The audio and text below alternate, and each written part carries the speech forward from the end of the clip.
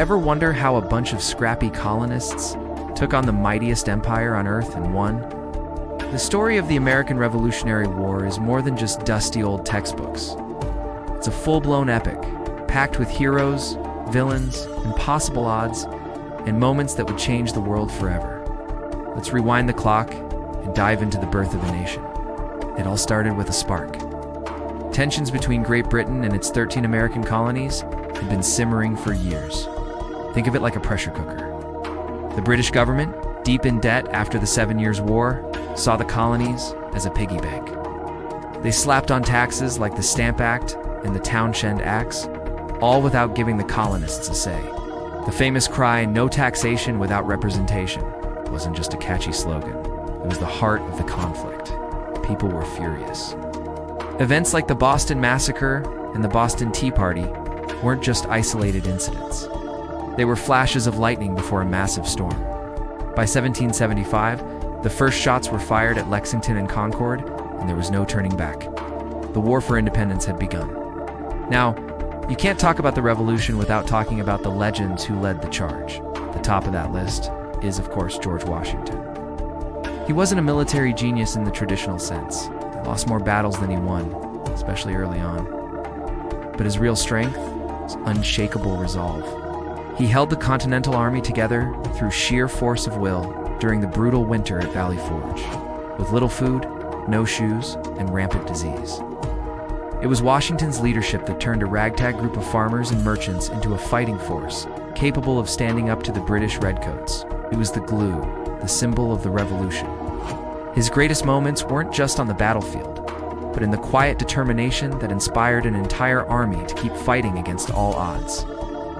But for every hero, there's often a story of betrayal. And one of the most infamous names in American history is Benedict Arnold. At the start of the war, Arnold was a rock star, a brilliant and fearless battlefield commander. He was instrumental in early American victories, like the capture of Fort Ticonderoga and the crucial Battle of Saratoga. He was a true patriot, wounded in the fight for liberty. So what went wrong? A combination of things. He felt overlooked, passed over for promotions, and he was deeply in debt. Feeling slighted and bitter, he made a shocking decision. He plotted to hand over the strategic fort at West Point to the British.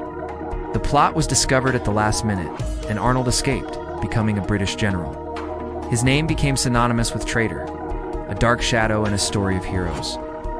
It's a powerful reminder that history is complicated and people's motives are rarely black and white. Of course, the war wasn't just about generals. It was won and lost in a series of pivotal battles. For years, the war was a seesaw. The Americans would win a morale-boosting victory like Washington's daring crossing of the Delaware River to surprise the Hessians at Trenton. Then the British would strike back, capturing major cities like New York and Philadelphia. The Continental Army was constantly on the run, fighting a war of attrition, trying to wear down the British will to fight. A major turning point came at the Battle of Saratoga in 1777. The American victory there was so decisive that it convinced France to officially enter the war as an ally. This was a game changer. Suddenly, the Americans had the support of the French Navy and Army, turning a colonial rebellion into a global conflict. This all leads us to the grand finale, the Battle of Yorktown in 1781. By this point, the British had shifted their strategy south, hoping to rally Loyalist support. British General Cornwallis had set up his base at Yorktown, Virginia, a peninsula that he thought was easily defensible and resupplied by sea. Big mistake. Washington, along with his French allies led by Rochambeau, saw a golden opportunity. They secretly marched their combined armies hundreds of miles south to trap Cornwallis on land. Meanwhile, the French Navy, in a crucial naval battle, defeated the British fleet and blockaded the Chesapeake Bay, cutting off any chance of escape or reinforcement by sea. Cornwallis was completely surrounded. After weeks of relentless bombardment, with no hope of rescue, he had no choice but to surrender his entire army. The world watched in stunned silence.